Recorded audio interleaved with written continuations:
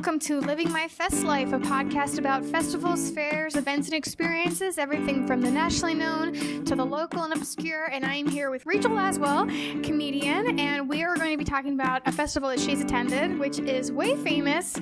I've never been to, but I've heard so much about. We're going to be talking about Burning Man. Hell yeah! So, okay. When I first heard about Burning Man, I thought it was a music festival, and it's not.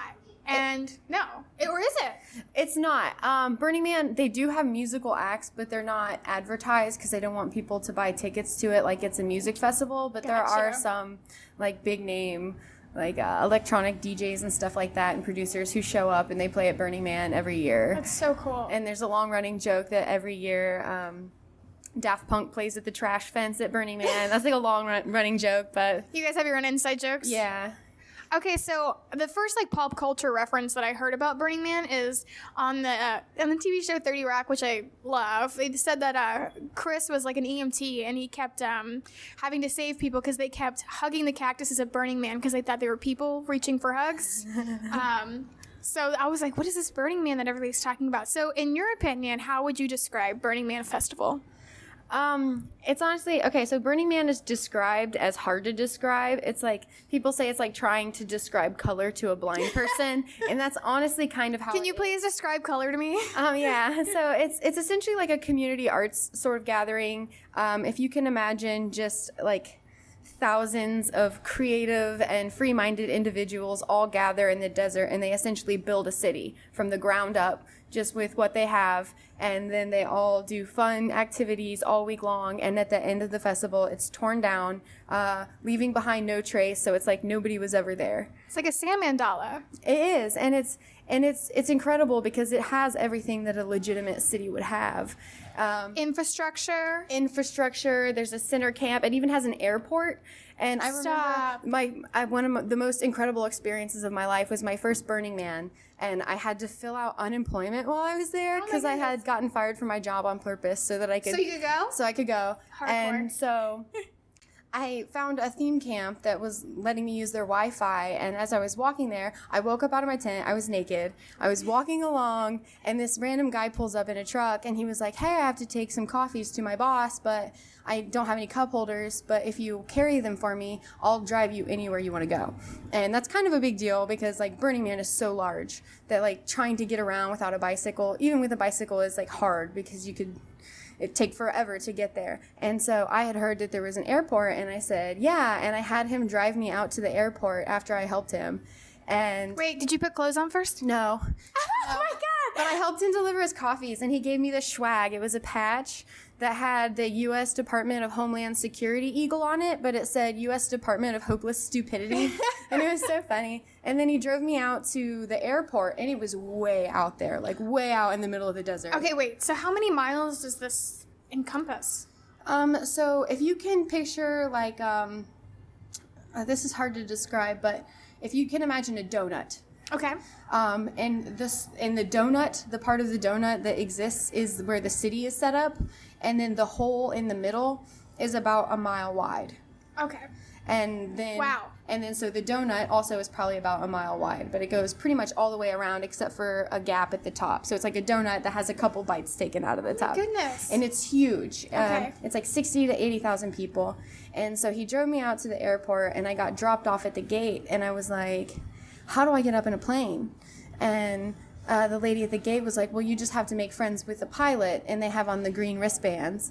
And so standing right next to me was a guy. Wait, they don't even have pilot uniforms on, they just have a wristband? So right, like... right. They have a wristband that shows, like, you're a pilot, you can enter through the I got a fucking wristband, gate. Okay. And so there was a guy standing next to me with a green wristband on, and so I looked at him, and I was like, do you want to be my friend?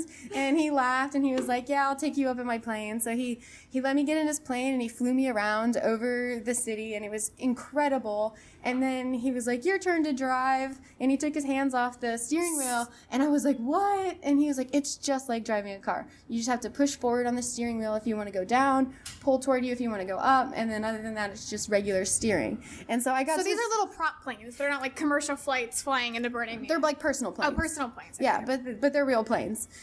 And so you carried coffees, you got on the plane, you got to drive the plane, and then you just woke up that morning and didn't have any plans. I didn't have any plans other than to file my unemployment, and then I just ended up at the airport, and I was steering this plane around over Burning Man, and it was incredible to see. You're making like really hectic motions with your hand, like you were stealing it like a child. I was going crazy up in the air, but it's like you don't have to worry about wrecking into anything, so why not? I mean, you can just drive the ground, recklessly a little bit. That's so crazy. It was pretty insane. So wait, did he make you land it? No, he landed it. I didn't know what I was doing. Oh, yeah. But he was so nice. His gift to the burn is that he takes people up in his plane and lets them join the Mile High Club. And so he was like, if you ever want to come back with a SO or anything like that, I'll take you up in the plane. You guys can do it in the back seat. So he offered for you to use his plane. Not like, hey, I'll fuck you in the air. He was like a really generous, like, right. No, I will be your chauffeur. Right, yeah. To this experience. Okay, so can you talk about the gift giving that everybody at Burning Man is supposed to do? Yeah, so Burning Man is based around 10 principles. Two of those principles that go hand in hand are decommodification, which means you're not allowed to buy, sell, or trade anything there. You're not allowed to sponsor stuff. You're not allowed to sell t-shirts, right. pot brownies, nothing like that. Exactly. Okay. And then another principle is gifting. Everything's based off of a gifting community, which is like give something to people with no expectation of anything in return. And so there are different theme camps that are set up around, and some will have like a food theme camp where they'll gift out meals to everybody. But another principle of Burning Man is radical self-reliance, which means you need to have everything that you need to survive for that period of time, which means bringing like a plate and a bowl and a cup and a spoon. So you show up to these theme camps with your plate, they fill your plate with food, you know. One of the other 10 principles is leave nothing behind, like you said. So you're not bringing in paper plates to serve people with. You are trying to be zero waste. Yes. Yeah, and it's incredible because you see this entire city be built. That's like the size, it's so large it actually becomes a legitimate city for the duration of the event. It has its own postal code. It has its own post office. You can volunteer to be a post office worker and deliver mail to people who are getting letters at Burning Man, which is awesome. I got a package at Burning Man one year, and it was so incredible. How long were you there? Well, it usually lasts for a week, but the first year that I went on early entry because I was working with a group called the Indiana Core Project. And they had the main effigy in the middle, and that year they had 12 effigies around that in a circle that were all built by different states, and they were kind of just like themes for the state, and then those burned the night before the man burned. And so we built... Oh yeah, let's skip back. Burning the effigies. So there was 12 the year that you went. There were 12 smaller effigies around the big man, which is the main effigy. Which is the symbol of what started Burning Man, is they built this... Yeah, it started with a man named Larry Harvey, who was on a beach after he got dumped playing his guitar. He built like this little thing and set it on fire, and a few people showed up, and then they just turned it into a yearly thing that just got bigger and bigger, and then the man just keeps getting bigger and bigger. Can you imagine your potential self-destructive behavior after a breakup being turned into like a whole town years from now? Like, that's so fucking like cool. An entire like community that people like center their lives around. There are some people who live the Burning Man lifestyle all year round. And you prepare for it? I mean, I know that you said people give up their time. I know doctors volunteer, nurses, you said the postal office. Like, people are volunteering because they want to be a part of this community, correct? Yeah. Like, so one of the principles is communal effort, where everybody plays their part.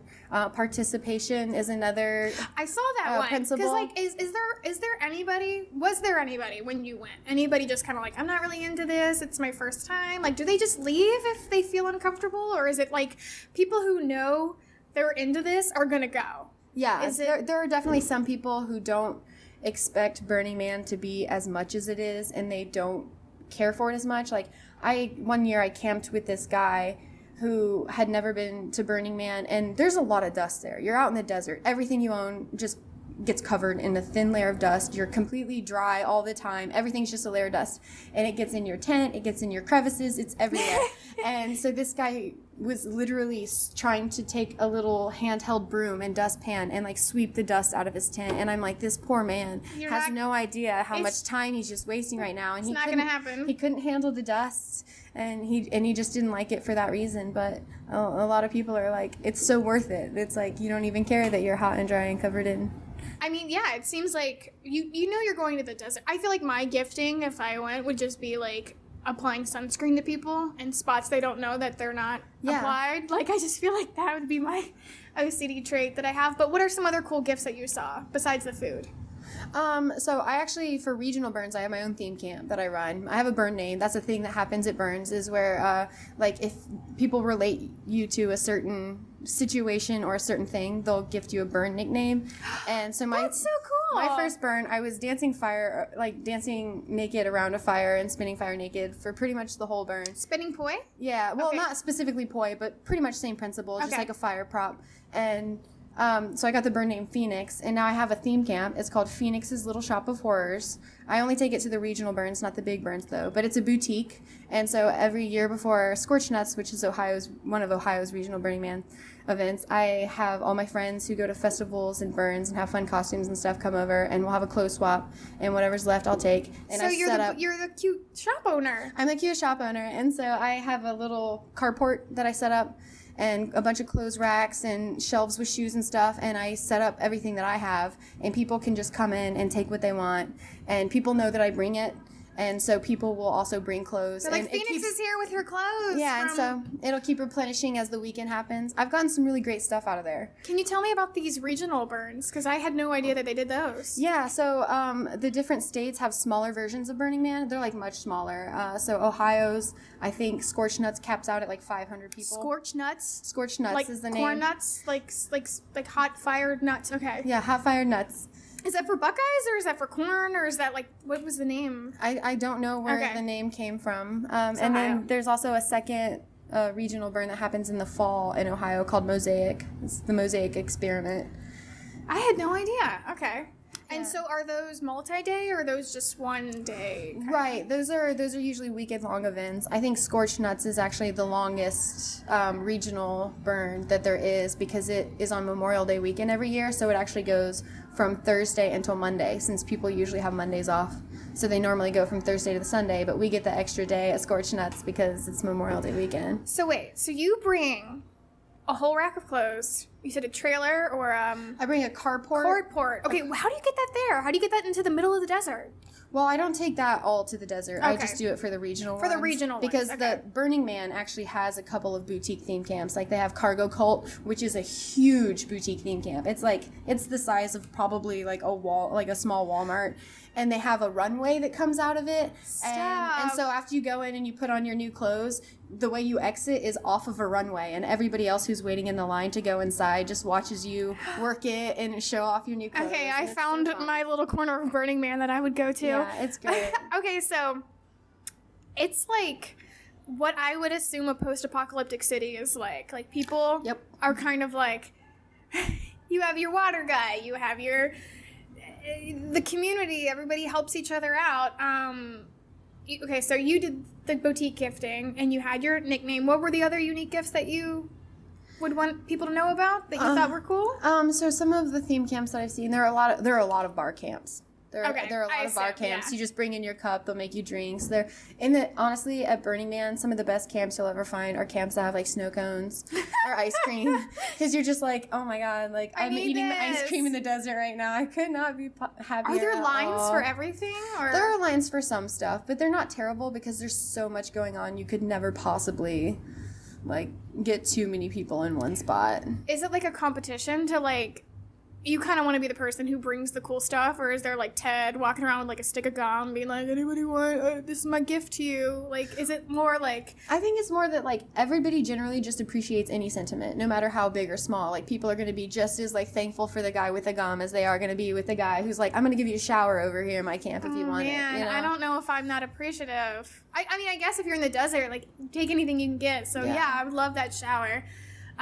Fuck your gum. But that's just because I've never been there. I'm sure once you get in there and you're immersed with it, you're just like, these are my people. These are my friends. I know everybody now. Okay, so one of the things I saw on the website, which I thought was really fun, they tell you different ways to prepare, right? Mm-hmm. They say, here's how you survive Burning Man. Here's what you prepare.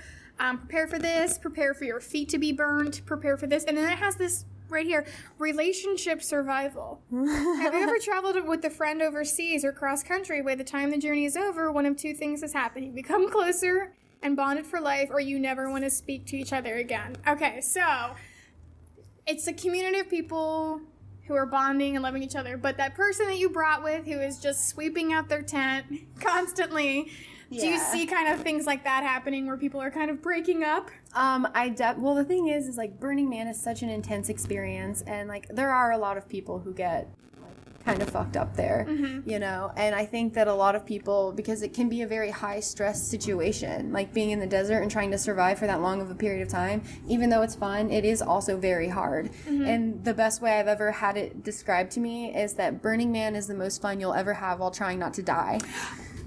And it's a legitimate thing because you're trying to care for yourself in the desert. One of the tenets or one of the rules is self-reliance? Radical self-reliance, yeah. And so it can be kind of hard, and like it seems like especially like traveling from somewhere like Ohio all the way over there's a lot of stuff that can go wrong. People's cars break down, and then all of their stuff is just packed in their cars and they can't get there, and there's a lot of high stress stuff that can go wrong. I mean, not even bringing the right clothes or hat or coming from the first time or like having something medical. I mean, they say to bring your own first aid kit, even though they have police and EMTs there and volunteers. Like there's 30,000 people or something. So like 60 to 80,000. So it's like you got to look out for your neighbor too, but you got to be prepared. You have to be very prepared, and like every experience that I've had has honestly been a great one. I've never had any issues with anybody that I've gone out with, other than one year I rode out with this guy who was working on a project with me who had an RV,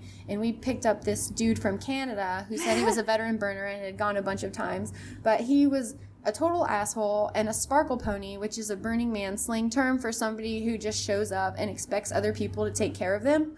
Like somebody who's not radically self-reliant, but they showed up and they're like, hey, give me some water. Hey, give me some food. God. Hey, give me some this and that. I feel attacked already. And he didn't want to help anybody do anything. He didn't bring a gift?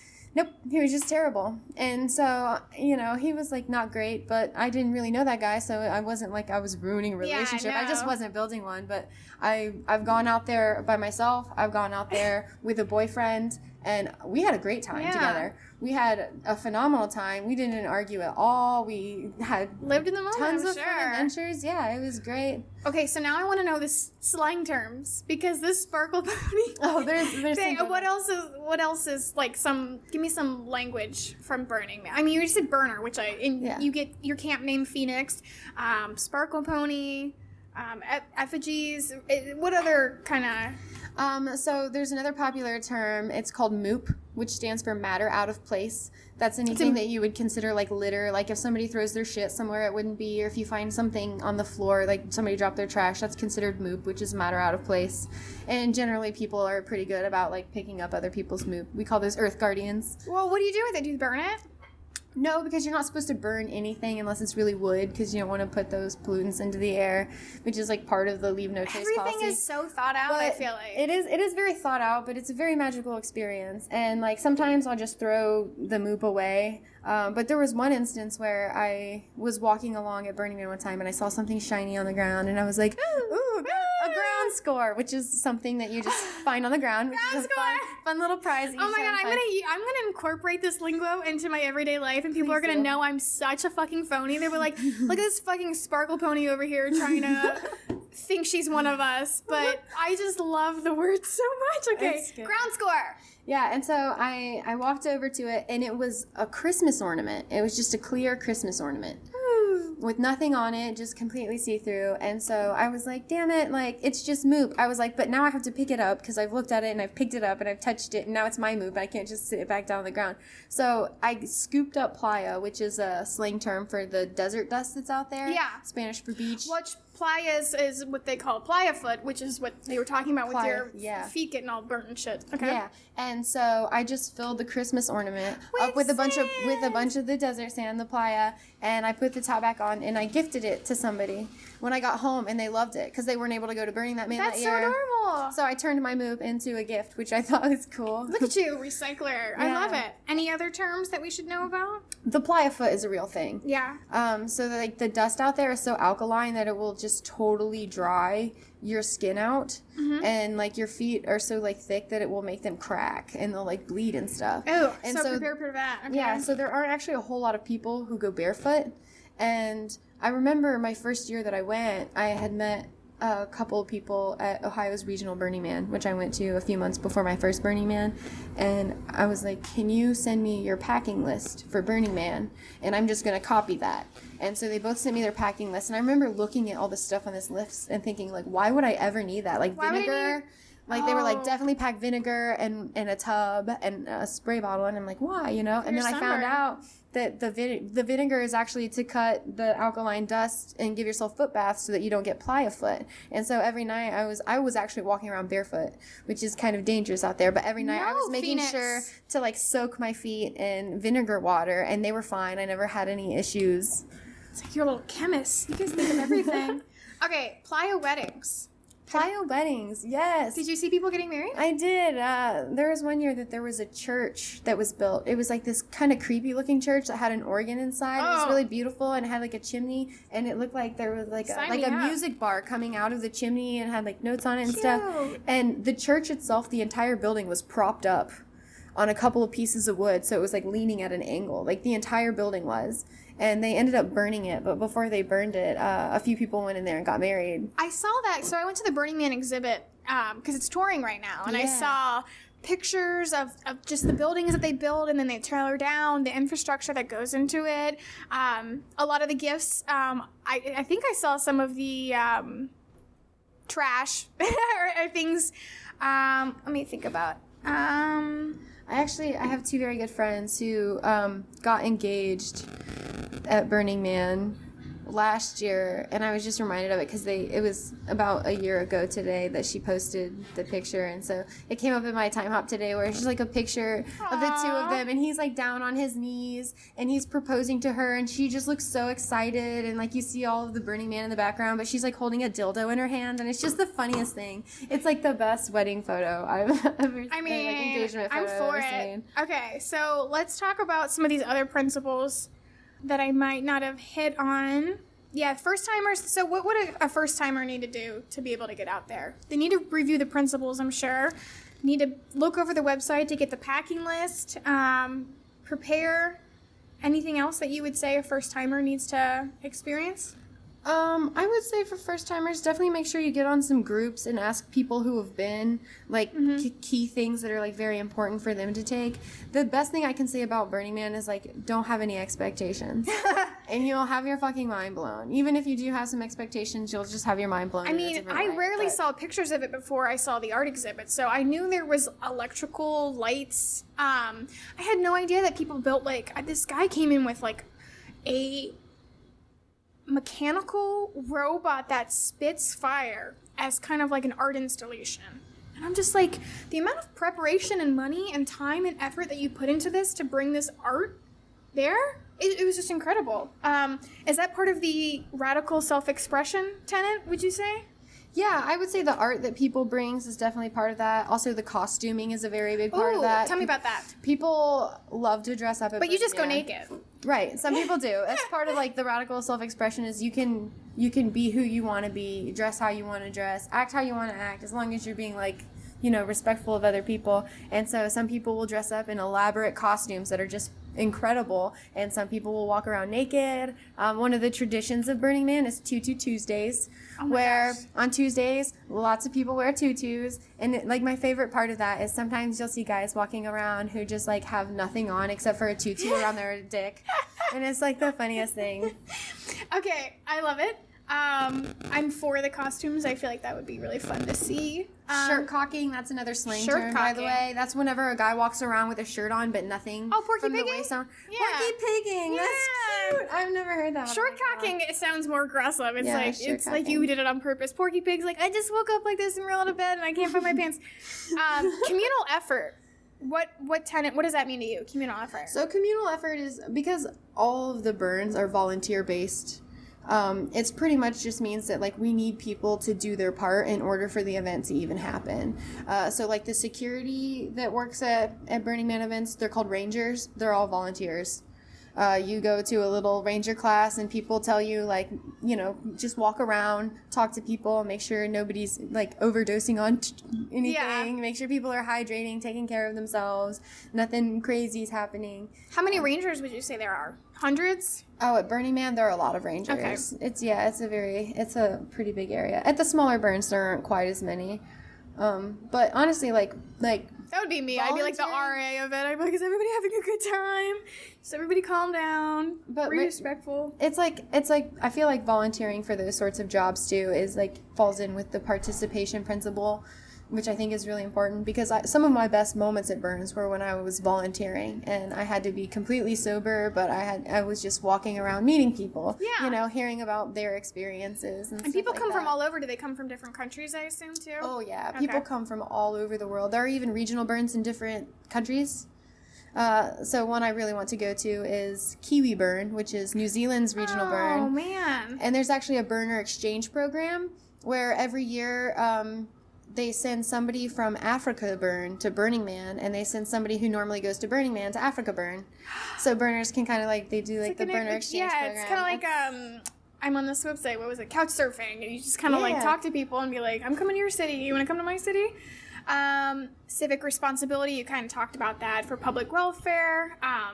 They had a thing of consent on their website, which I really appreciate. Burning Man is very, very into consent culture, which I really appreciate because it's one of the festivals where you can go and you can feel pretty safe. I mean, we all heard about what happened when they tried to redo Woodstock, and there's a lot of, especially if you're walking around naked or if you're walking around in a costume, like, you have to respect what people come there for, and I'm sure they go over consent a lot. Yeah, there are definitely like consent-themed camps even, which really? is awesome. Yeah, they also have, they have also a lot of like sex camps. Yeah, protection. And I'm sure they give out condoms as a gift. Yeah, and pretty much all of the sex camps have like some sort of like consent workshop thing that they'll do too, and just make sure that everybody's staying pretty safe. So it's honestly like, people make Burning Man seem out to be like this. Everybody's doing drugs and having sex, and I'm not saying that there aren't drugs and sex there for sure, because there is plenty of it, but like everybody's generally very responsible in comparison to a lot of other festivals.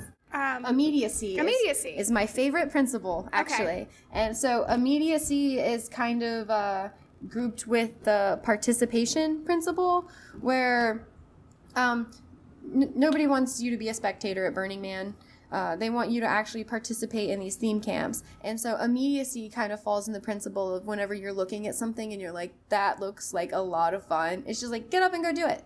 Like, don't talk about how fun it looks. Like, get up and be a part of it. Like, you can be included in that if you really want to. Yeah, and so that's literally what it is. And so that's like my favorite principle, because some of the weirdest things happen whenever you just get up and like go do something on a whim and you find yourself in some crazy situation that's just like magical and weird. I love it. How much does it cost to go to Burning Man? I know that there's a program for discounts, and then it was like $4.90 something. Yeah, I think it's like I think it's actually $3.90 for a general admission ticket. It's like $180 for a low income ticket. Mm-hmm. I can't remember exactly how much it is for regular, because I've always gotten like a low income ticket or a free ticket for working with like a project. As a volunteer, yeah. Okay, so don't be discouraged if you think it sounds like it's going to take...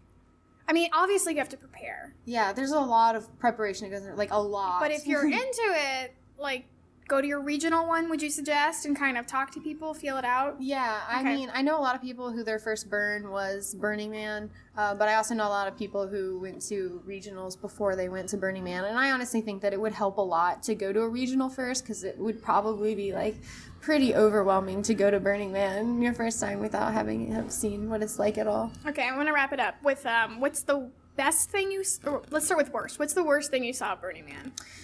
One year I was in a camp with some people, and I was hanging out with some friends, and a girl started screaming my name who I was camped with, and I was like, what's going on? And I went over there, and this woman was like laying on the ground, and she was like having a seizure, and she was like screaming my name, and her husband was there, and he was obviously way spun out on something. Mm-hmm. And I was like, what's going on? And he just like, he couldn't even comprehend the reality of the situation that was happening. And so he was just like, and I'm like, I'm panicking, because I was I was inebriated, and Yeah. she's like calling my name, so I'm like, now I feel like responsible. And I was like, what did you guys take? And he was like, Blinky Frog. And I've never even heard of this before. I'm like, what the hell is Blinky Frog, you know? And I was like, okay. I was like, give me all of your drugs right now. And so he just like starts emptying his pockets and piling all of his drugs into my hand. And I was like, I'm going to have to call the Rangers.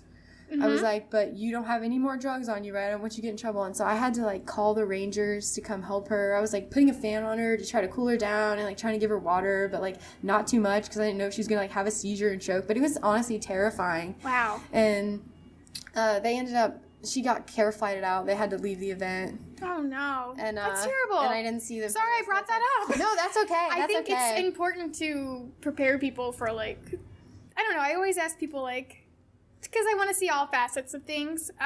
So what was the best thing? Some of the best things. What are the highlights? Oh, man.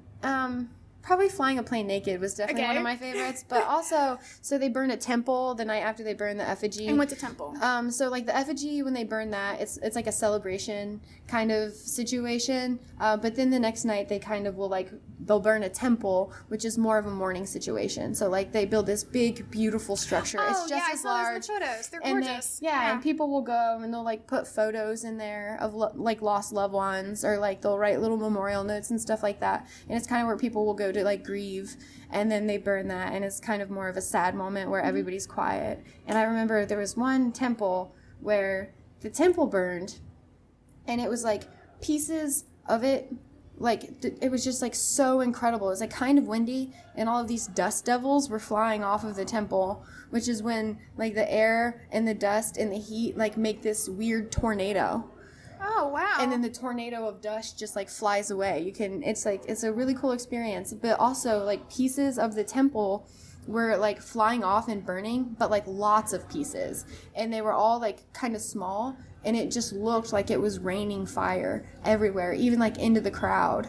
And it was just so incredibly beautiful. I can't even like do justice describing it, but it looked like it was raining fire, and there were dust devils, and there were just all these people just so full of energy. Sounds like there's just like this spiritual awakening that people go through while they're there. It really is. It's a life-changing event for sure. Even like the regional burn that I went to, it changed my life forever, and I love it. Okay. I've been so into the Burning Man community since then. So what would you say of people who are judgmental of Burning Man? They've never been. Okay. That's it. If you've never been, then you might be, because it does kind of have like a, like, you know, people do associate it with like people are just doing drugs in the desert and partying for a week, you know what I mean? But it's not really, it's more about the art and the community, and people are doing drugs, you know, but it's an incredible experience. I'm so glad that you came by, because I've been wanting to learn more about it, and you're the only person I know that's gone, so this is incredible. Is there anything else you want to say before we wrap up? Not that I can think of. I know. Let me put you on the spot. Quickly, tell me something. Okay, well, is there anything you want to plug? Comes out in a week? Okay, you know what? Yeah, August 14th. I'm in the finals for the Funniest Person in Cincinnati competition. Shit, yeah, girl! Yes. Go Bananas Comedy Club, so come see Rachel. Heck yeah. Yeah, and, go to Burning Man. Also, if anybody around Ohio is interested, the Mosaic Experiment is coming up in October, I believe, at the end of October. So if you wanted to check out a regional burn, that'd be a good place to do it. Yeah, before Burning Man, which is you can do August of next year, I guess. And they do themes every year. This year's theme is Metamorphosis, I think. Yeah. So we'll look into what that is. Maybe I'll put it in the wrap up. But thank you so much for coming by. Thank you for having me. Yay. I'm living my best life. Special thanks to Rachel for being my guest. I feel like we could have talked for so much longer. There's so much to say about this festival. It's huge. Once a year, tens of thousands of people gather in Nevada's Black Rock Desert to create Black Rock City, which is Burning Man Festival. Burning Man Festival 2019 will take place August 25th through September 2nd. Participants can join in the creativity of the movement. It is not a festival, it is a city within almost everything can happen, and they create a mini civilization for that week. You can go to burningman.org to learn a little bit more about the art installations, how to prepare the theme camps, archives from past events so you can see what has happened before, maybe a little bit of lingo pick up on so you can prepare for that. And this year's theme is Metamorphosis. So make sure you go on there and check out rideshare program, tickets and vehicle passes. I know we talked about some of the discount programs that they have. The sale started on July 31st, so tickets are on sale currently, and it closes July 26th, so we had just passed that. But maybe there's a way you can find a way to get a ticket. Just want to give a shout out to Rachel again for just being so open with her talk, and she also went to Gathering of the Juggalos, which we talked about on a former podcast. So really fun person to talk about. You can go see her at the Funniest Person in Cincinnati contest like we talked about. If you have a festival idea, I would really love to hear about it. If you can send an email to festlifepodcast@gmail.com. I'd love to get your input on this. And as always, shout out to Philip, mi compadre, for editing the podcast, and just for you guys for being listeners. Really appreciate your just willingness to listen to me ramble on, and I just have so much fun with this, especially talking to people like Rachel who, are living a fest life, something that I strive to do, and I just love hearing about different experiences that I haven't had yet. So I hope you join me next week, and go fest yourself, you guys. If you're